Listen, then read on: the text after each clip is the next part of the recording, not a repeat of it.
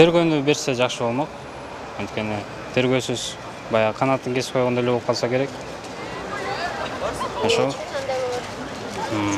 Анткени прокуратура мисал алсак, өзлөрү иш козгой алышат, бирок тергей алышпайт. По последовательности передают, например, другим органам. МВД, ГКНБ, ГСБ.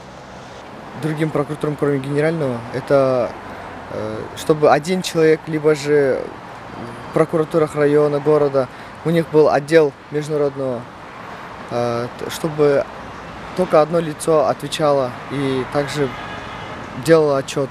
А так иногда бывает, что за одно дело несколько человек должны будут отвечать и не знают, куда это делось, либо же они уже не помнят, кто руководил этим делом.